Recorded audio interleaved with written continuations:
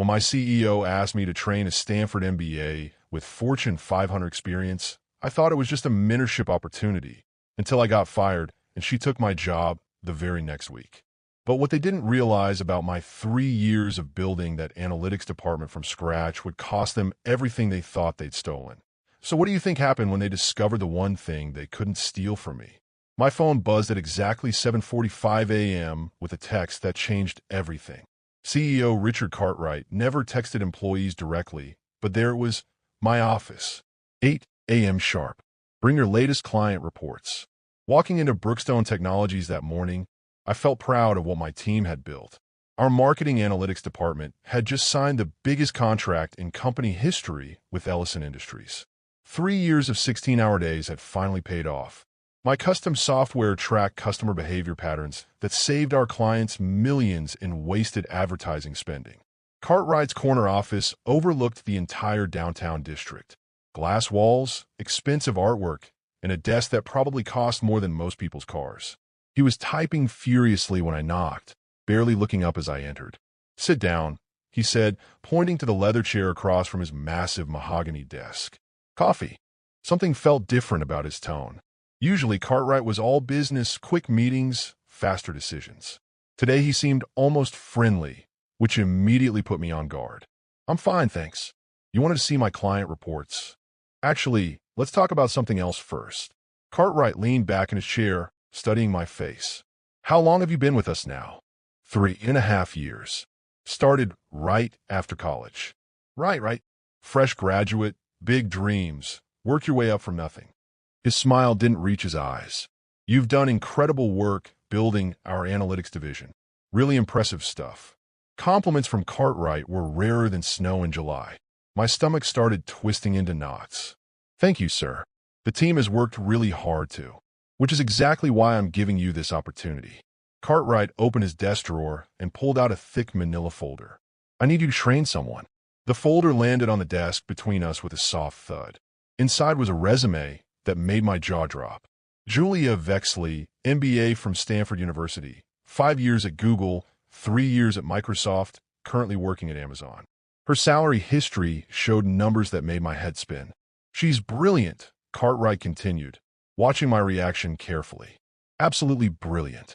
Top of her class, speaks 3 languages, has experience with analytic systems far more complex than ours. If she's so experienced, why does she need training? Different systems, different approaches. You know how it is. Every company has its own way of doing things." Cartwright's fingers drummed against the desk. "I want you to show her everything. Every process, every client relationship, every piece of software we use." Red flags started popping up in my mind like fireworks. Everything. Consider it a mentorship program. She specifically requested to work with you after seeing your presentation at the tech conference last month. I had given that presentation about our proprietary client tracking system. It was supposed to be internal information only, but somehow word had gotten out. Several competitors had tried to poach me afterward. Where exactly will she be working? Right here in analytics. I'm thinking you could set up a desk for her next to yours, give her full access to your systems so she can learn properly. Full access. The words made my blood run cold. That meant passwords, client databases, algorithm codes, financial records, literally everything I'd spent years building. What's her official title going to be? Let's just call her a consultant for now. We'll figure out the details later. Cartwright closed the folder and slid it toward me. "She starts Monday. I'm counting on you to make sure she learns quickly." "How long is this training supposed to last?" "However long it takes. Could be weeks, could be months. I want her to be completely comfortable with our operations before we make any permanent decisions about her role." Permanent decisions. The phrase echoed in my head as I walked back to my department. Why would someone with Julia's background take a consulting position at a company half the size of her previous employers? Why did she specifically want to work with me? Why was Cartwright being so secretive about her actual job title? My assistant Tyler looked up as I passed his desk. "Everything okay? You look like you've seen a ghost." "Cartwright wants me to train a new consultant. She starts Monday." "Another consultant? Didn't we just finish that audit from the last consulting firm?" That's when it hit me. 6 months ago, Cartwright had hired McKinsey and Associates to evaluate our operational efficiency. They had spent weeks asking questions, taking notes, photographing our systems. Their final report recommended streamlining personnel costs while maintaining productivity levels. I had assumed they were talking about other departments. Never occurred to me they might be looking at mine. Back at my desk, I pulled up Julia's resume again. Her employment history showed a pattern I hadn't noticed before. At Google, she had been part of a restructuring initiative. At Microsoft, she had worked on operational optimization. At Amazon, her role was listed as efficiency consultant. Each job had lasted exactly 6 to 8 months. My phone buzzed with another text from Cartwright. Forgot to mention, Julia will need her own company email and security badge by Monday. Make sure she has access to all the same systems you do. All the same systems, including the ones with my personal algorithms that weren't technically company property. I forwarded the text to my personal email account and started making a list of every system, every password, every piece of intellectual property I had created. If Cartwright thought he could replace me with some hotshot consultant, he was about to learn a very expensive lesson about the difference between having access to something and actually understanding how it works. Monday was going to be very interesting. Julia Vexley arrived Monday morning carrying a leather briefcase that probably cost more than my monthly rent. Designer suit, perfect hair, confidence that filled the room like expensive perfume. She looked exactly like someone who belonged in Cartwright's corner office, not learning from someone like me. "You must be the famous analytics genius," she said, extending a manicured hand. "I've heard so much about your work." Famous was a strong word, but I shook her hand anyway. "Welcome to Brookstone Technologies. Ready to dive into the exciting world of customer behavior tracking?" "Absolutely." I brought my own recording equipment to make sure I capture everything correctly. Julia pulled out a high-end digital recorder and a notebook thick enough to stop bullets. "I hope you don't mind if I document our sessions thoroughly." Recording equipment seemed excessive for basic training, but I didn't want to start our relationship with an argument. "Sure, whatever helps you learn." Setting up Julia's workspace took most of the morning. Cartwright had apparently fast-tracked her security clearance, giving her access to systems that usually required months of background checks. Her computer login credentials matched mine exactly. Same permissions, same database access, same administrative rights. "Wow, they really rolled out the red carpet for you," I commented while helping her log into our main client database. Mr. Cartwright mentioned this was a high-priority assignment. He wants me up to speed as quickly as possible. High-priority assignment. Interesting choice of words for someone who was supposedly just here to learn. Our first training session covered the basics, how our analytics software worked, what kind of data we collected, how we generated reports for clients. Julia absorbed information like a sponge, asking detailed questions about things that seemed oddly specific. "How exactly do you authenticate users in the system?" she asked, watching me type my password. "Standard protocol. Username, password, then a secondary authentication code that gets sent to my phone." "What if someone needed to access the system but didn't have your phone?" "They couldn't. That's the whole point of two-factor authentication." Julia made a note in her notebook that I couldn't quite read upside down. Tuesday brought more intensive training. I walked her through our client management protocols, showing her how we tracked customer satisfaction scores, analyzed purchasing patterns, and predicted future behavior trends. Julia's questions became increasingly detailed. "Who else has access to these client files?" "Just me and my immediate supervisor, Janet Rendell." "What about backups? Are these stored somewhere else?" "Local server backups, plus cloud storage with encrypted access." "Could you show me how the cloud storage works?" By Wednesday, I was starting to feel uneasy about Julia's note-taking habits. She photographed everything, my computer screen, printed reports, even handwritten notes I had scribbled during phone calls with clients. When I questioned her about it, she explained that visual documentation helped her learning process. "I'm a very visual learner," she said, snapping another picture of my monitor. "This helps me remember the exact layout and process flow." Thursday afternoon, Tyler pulled me aside during lunch. "Dude, your new trainee has been having private meetings with Cartwright every day since she started. Yesterday, I saw her coming out of his office with a stack of legal-looking documents." Legal documents? What kind of documents? Couldn't tell for sure, but they looked official. Letterhead, signatures, that sort of thing. That evening, I decided to test Julia's intentions. I created a fake client file with obviously incorrect information, wrong contact details, impossible sales figures, nonsensical behavior patterns. If she was really here to learn, she would notice the mistakes and ask questions. Friday morning, I included the fake file in our training session, watching Julia's reaction carefully as I explained the client's profile. She nodded, took notes, asked no questions about the glaring inconsistencies. When she photographed the screen showing the fake data, my suspicions crystallized into cold certainty. Julia, quick question about yesterday's Ellison Industries report. Did you notice anything unusual about their quarterly projections?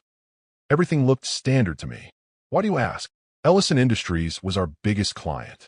Their quarterly projections were public knowledge, posted on their website for anyone to see. If Julia had really been studying our files as thoroughly as she claimed, she would know basic information about our most important account. She didn't. During lunch, I called my lawyer friend Rebecca Torres. Hypothetically, if someone was documenting my work processes with the intention of replacing me, what kind of legal protections do I have? Depends on your employment contract and what intellectual property you developed independently. Why are you asking? Just curious about hypothetical situations.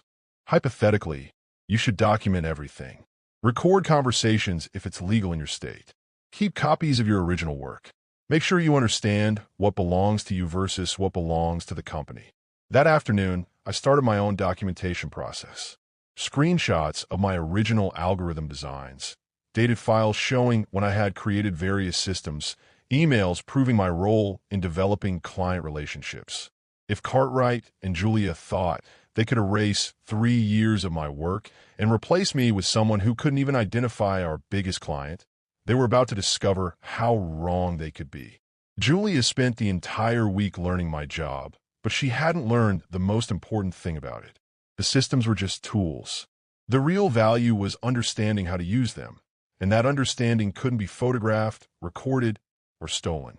Monday would bring week 2 of training, but I was no longer the naive employee who had walked into Cartwright's office the previous Friday. Now I was gathering evidence, building my case, and preparing for whatever game they were really playing. Cartwright's secretary called my extension with a tone I had never heard before. "He needs to see you immediately," Linda said, her voice strangely formal.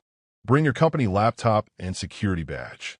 Walking toward his office, I noticed Julia was already there, sitting in the chair I had occupied just 2 weeks earlier. But this time, she wasn't alone. David Kim from Human Resources stood behind Cartwright's desk, holding a manila folder, and our IT security manager, Carl Stevens, was setting up some kind of recording equipment. "Close the door behind you," Cartwright said without looking up from his computer screen. "Take a seat." The only available chair faced all 4 of them like I was on trial. Julia avoided eye contact completely, suddenly fascinated by her perfectly manicured fingernails. David Kim opened his folder and pulled out several official-looking documents. "We're restructuring the analytics department," Cartwright announced, still not meeting my eyes. "Your position is being eliminated effective immediately." The words hit me like a physical blow. Eliminated? What are you talking about? We just landed the Ellison contract because of my analytics system.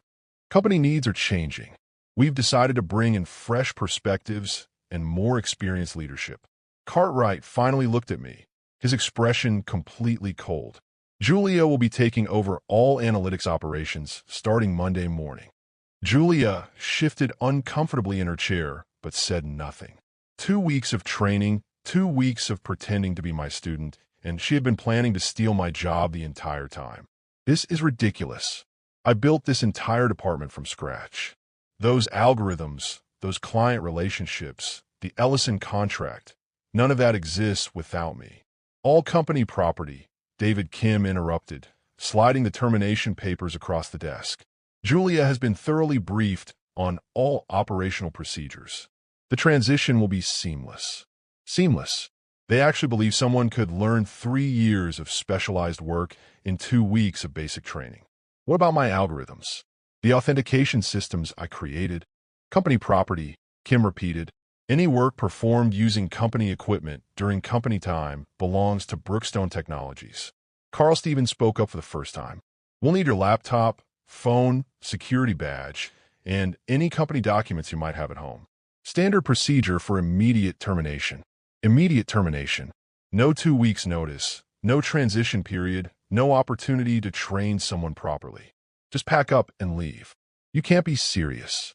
Julia doesn't understand how any of these systems actually work. She couldn't even identify our biggest client during training. Cartwright's jaw tightened. Julia's qualifications speak for themselves. Stanford MBA, Fortune 500 experience, proven track record in analytics optimization. Proven track record of what? She's been taking pictures of my computer screen for 2 weeks like some kind of corporate spy. That's enough, Cartwright snapped. Security will escort you to your desk to collect personal items. You have 15 minutes. 15 minutes to pack up 3.5 years of my professional life. As we walked through the office, I could feel every employee's eyes on me. Tyler looked shocked. Janet Rendell from accounting seemed confused. And Linda, the secretary, wouldn't even look in my direction. At my desk, Carl Stevens watched as I gathered family photos, a small cactus my sister had given me, and a stress ball I had been squeezing during difficult client calls.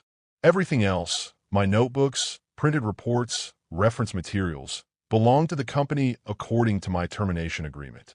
What about my personal files on the computer? Already backed up and transferred to Ms. Vexley's account, Stevens replied. Company policy requires immediate system access revocation. Julia appeared at my desk as I was packing the last of my personal items.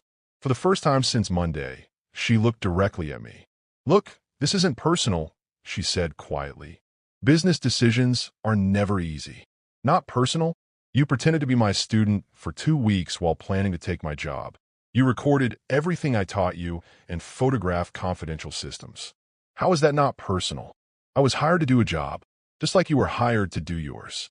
The difference is I actually did my job honestly. Julia's face hardened. Honestly? You've been coasting on outdated systems and basic analytics for years. This company needs someone with real experience in modern data science. Real experience. Someone who couldn't identify our biggest client apparently had more real experience than the person who had built the entire department. Security escorted me to the parking garage, where I sat in my car, trying to process what had just happened. 3.5 years of 16-hour days, 3.5 years of building something from nothing, 3.5 years of loyal service, all erased in a 15-minute meeting. My phone buzzed with a text from Tyler. Dude, what just happened?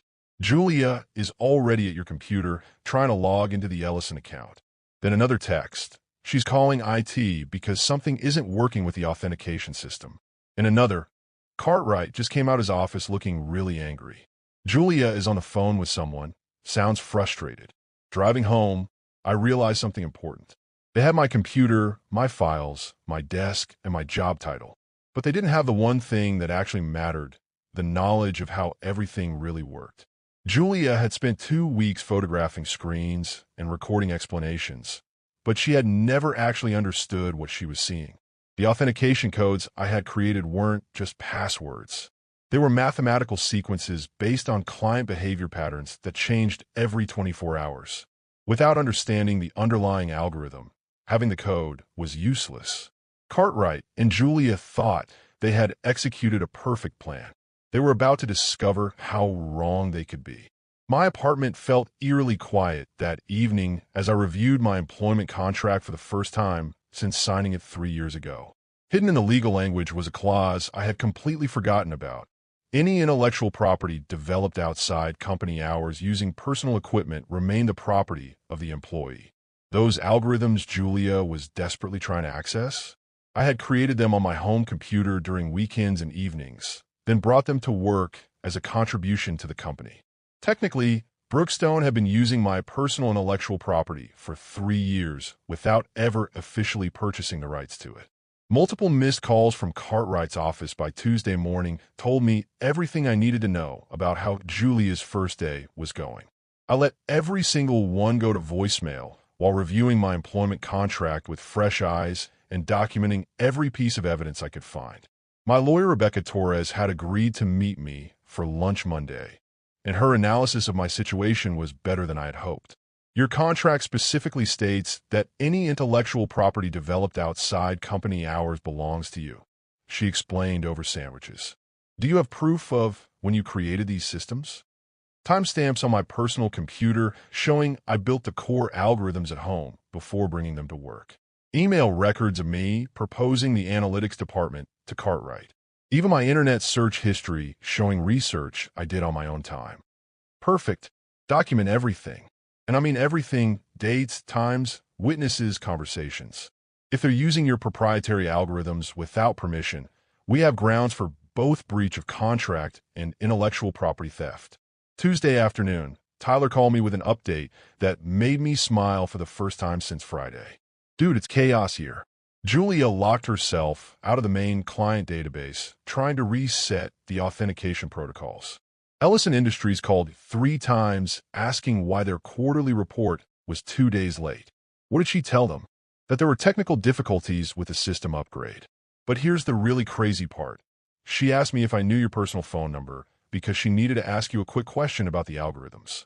Julia Vexley, Stanford MBA with Fortune 500 experience, needed to ask me a quick question.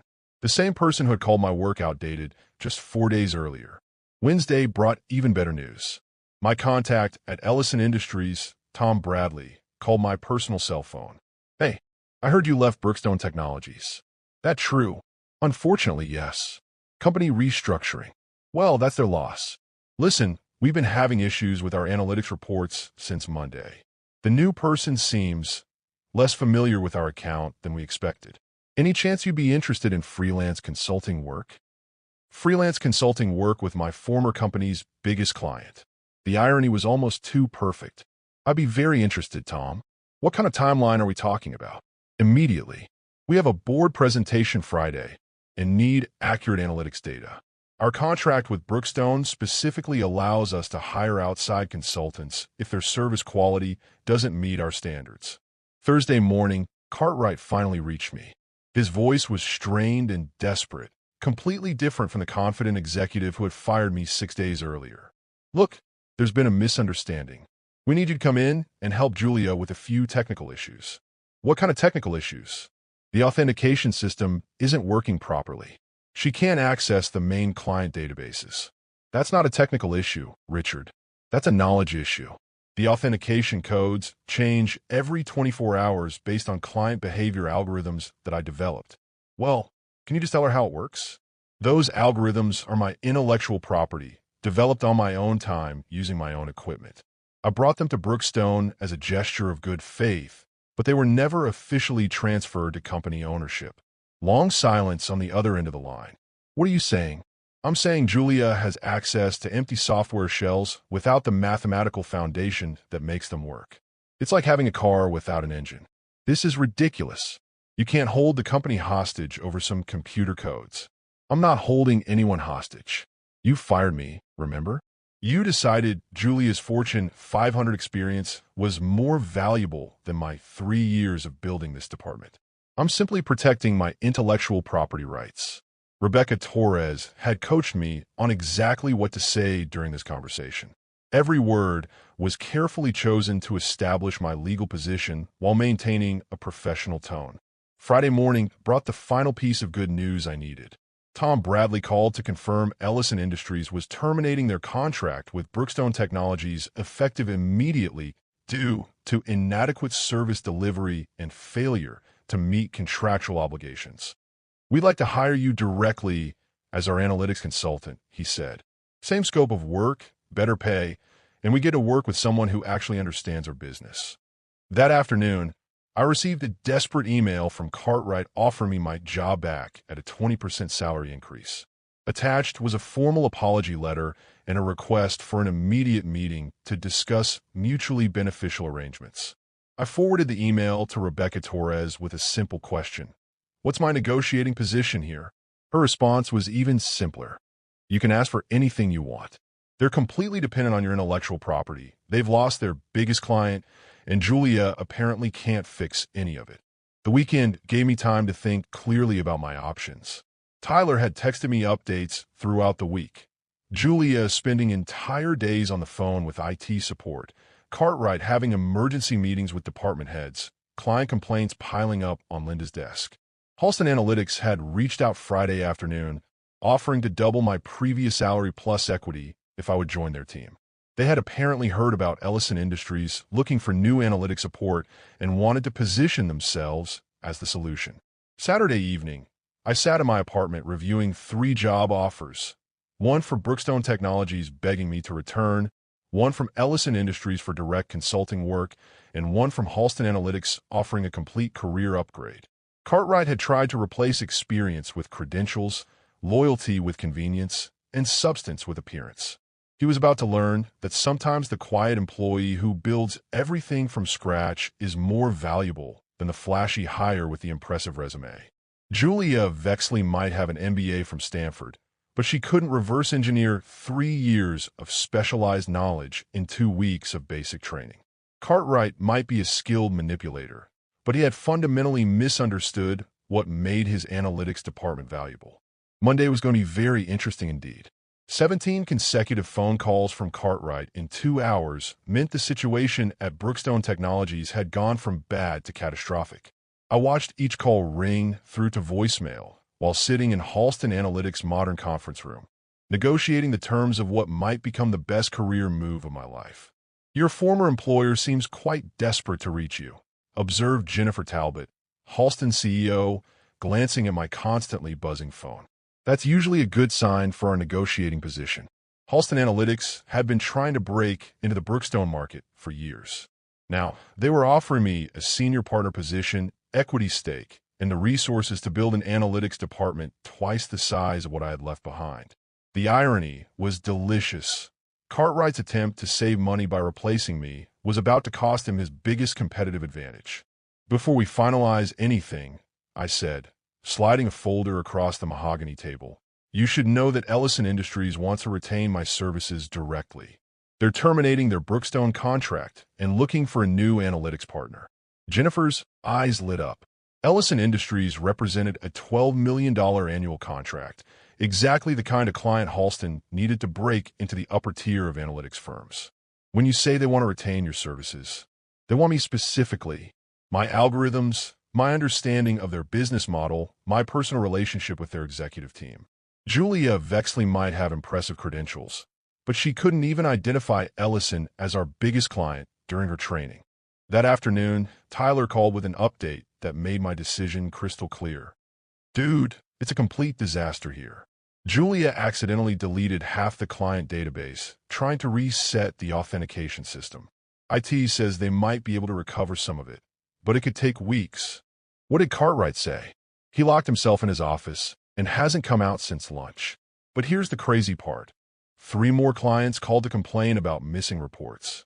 Halston Analytics reached out to them directly, offering to take over their accounts. Halston wasn't just offering me a job. They were positioning themselves to absorb Brookstone's entire client base, while Cartwright struggled to keep his company functioning without the systems I had built.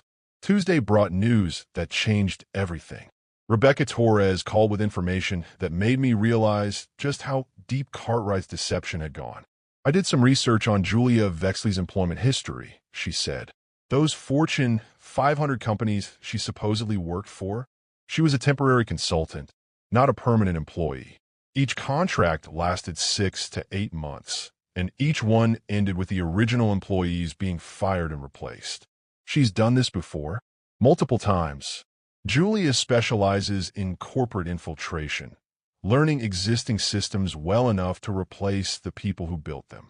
She's essentially a professional job thief. The pattern was now clear. Cartwright hadn't just decided to fire me on a whim. He had specifically hired someone whose expertise was in stealing other people's jobs.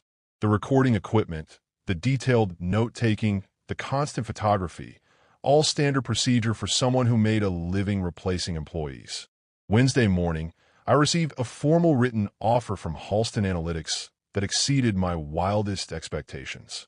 Senior partner status, 6-figure salary, profit sharing, and complete authority to build my own team. Most importantly, they wanted to acquire the intellectual property rights to my algorithms through a separate licensing agreement. We're not just hiring you, Jennifer explained during our second meeting. We're acquiring your technology and your client relationships. Brookstone Technologies made the mistake of thinking you were replaceable. We understand that you're the actual value. That afternoon, Tom Bradley from Ellison Industries called with an interesting proposition. We've been talking to Halston Analytics about transferring our contract. They mentioned you'd be leading our account personally. That's correct. Same level of service, same personal attention, but with better resources and support staff. Perfect. Our board meeting is Friday, and we need to present this transition plan to our investors. Can Halston have everything ready by then? Jennifer Talbot had anticipated this request. Halston's IT team had been working around the clock to implement my algorithms on their system, and they already had a proposal ready for Ellison's executive team. Thursday brought the call I had been expecting.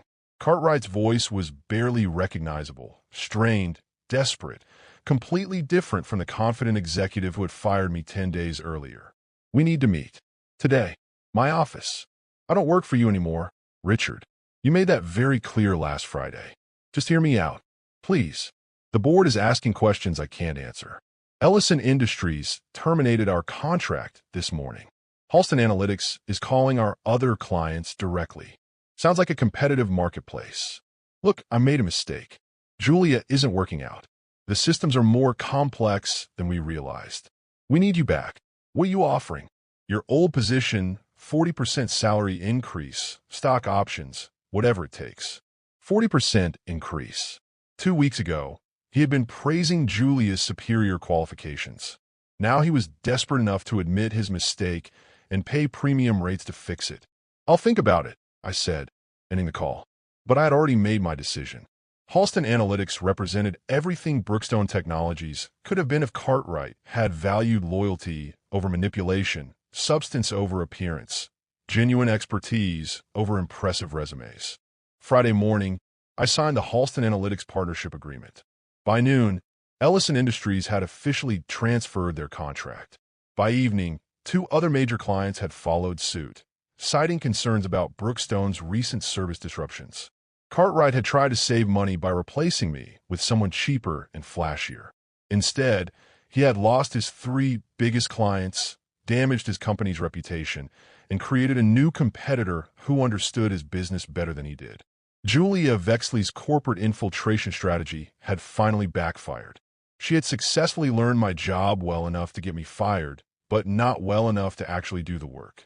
Now she was stuck in a position she couldn't handle, working for a CEO who was beginning to realize how badly he had been manipulated. Monday would bring the final chapter of this story, but the outcome was already clear. Sometimes the quiet employee who builds everything from scratch is more valuable than the flashy consultant with impressive credentials. My phone rang with Cartwright's number 1 last time, but this call was different. He was no longer calling to beg for my return. His voice carried the defeated tone of someone who had finally accepted the consequences of his decisions. The board called an emergency meeting. They want to know how we lost 40% of our client base in 2 weeks. That's not my problem anymore, Richard. I know, but I wanted you to hear this directly from me before it becomes public knowledge. We're selling the analytics division to Halston Analytics. They made an offer we couldn't refuse. The irony was perfect. Halston wasn't just hiring me and taking my clients, they were buying the entire department I had built from scratch.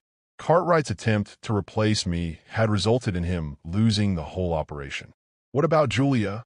Her contract is being terminated effective immediately. Turns out her references from those Fortune 500 companies weren't as solid as her resume claimed. Rebecca Torres had been thorough in her investigation. Julia's pattern of corporate infiltration had finally caught up with her when Halston's due diligence revealed the truth about her employment history. The board wants to meet with you, Cartwright continued. They're offering a formal apology and asking if you'd consider consulting on the transition process. For what purpose? To make sure Halston gets accurate information about our client relationships and system configurations. They want to ensure a smooth transition for everyone involved. Everyone involved. Corporate speak for making sure the remaining clients didn't jump ship during the acquisition process. That afternoon, I sat in Brookstone's boardroom for the first time in my career. The same executives who had never bothered learning my name were now asking detailed questions about every aspect of the analytics department I had built. "Mr. Johnson," said Board Chairman William Hayes, "we owe you an explanation and an apology. The decision to restructure your department was made without proper consultation with the board of directors." Translation: Cartwright had acted independently, and now they were trying to distance themselves from his poor judgment. "We understand you've accepted a position with Halston Analytics," Hayes continued. "However, we'd like to propose a consulting arrangement that would benefit both companies during this transition period. Jennifer Talbot from Halston had coached me on exactly how to handle this conversation. They wanted to hire me to smooth the acquisition process, ensuring they got complete access to client relationships and system knowledge that Julia had failed to properly document." "What kind of consulting arrangement?" 2-week engagement, standard consulting rates, full access to your former systems and client files. Your job would be to help Halston understand everything they're acquiring. Standard consulting rates were 3 times my former salary. They were offering to pay me more in 2 weeks than Cartwright had been paying me in 6 months. I'd be willing to consider that arrangement, with some conditions. "Name them." "First, I want a written acknowledgement that the intellectual property I developed belongs to me personally. Second, I want access to all communications between company executives and Julia Vexley regarding my termination. Third, I want a formal letter of recommendation acknowledging my contributions to the company." Hayes looked uncomfortable, but nodded. Those terms seem reasonable. The following Monday, I walked through Brookstone Technologies one last time as a consultant. Julia's desk had already been cleared out, her nameplate removed, her company accounts deactivated. 2 weeks of pretending to be my student, and she was gone without a trace. Tyler greeted me with a smile that said everything. "Welcome back, even if it's temporary. How does it feel to be the guy who ended up owning everything?" "I don't own everything. Halston does." "Yeah, but you're a partner there now. And for what I hear, they're offering jobs to most of our team. Sounds like you're rebuilding the department somewhere that actually appreciates what you built." Halston had indeed offered positions to Tyler, Janet Rendell, and several other employees who had supported me during the transition. They weren't just acquiring a business unit. They were rebuilding the entire team under better management. The 2-week consulting period passed quickly. I documented every system, explained every client relationship, and provided Halston with a complete understanding of what they had purchased. More importantly, I helped them understand why Cartwright's replacement strategy had failed so spectacularly. During my final day at Brookstone, Cartwright stopped by my temporary desk. He looked older, more tired, like someone who had learned an expensive lesson about the difference between credentials and competence. "For what it's worth," he said quietly, "I realize now that firing you was the biggest mistake I've made as CEO. I appreciate that, Richard. Julia convinced me that your systems were outdated, that we needed someone with more modern experience. I believed her because I wanted to believe her. Hiring someone with her resume for half your salary seemed like good business. Sometimes good business means investing in the people who actually do the work, not just the ones who look good on paper." 3 months later, Halston Analytics had doubled their client base and expanded into 2 new markets. Ellison Industries signed a long-term contract extension, specifically requesting that I remain their primary analytics consultant. Julia Vexley had disappeared entirely, probably looking for her next victim at some unsuspecting company. Cartwright sent me a LinkedIn message 6 months after the acquisition, congratulating me on Halston's success and admitting that losing me had been the beginning of the end for Brookstone's competitive position. They were still in business, but barely surviving on smaller clients and basic services. The best revenge really is success. Cartwright had tried to replace loyalty with convenience, experience with credentials, and substance with appearance. Instead of saving money, he had created his biggest competitor. Instead of upgrading his team, he had destroyed everything valuable about it. Sometimes the quiet employee who builds everything from scratch really is more valuable than the flashy hire with the impressive resume. Cartwright learned that lesson the hard way. And I learned that standing up for yourself sometimes leads to opportunities you never imagined possible. Halston Analytics became one of the fastest growing firms in the industry, and I became a partner in a company that valued what I had always been trying to build. Not a bad outcome for someone who supposedly had outdated systems and basic analytic skills.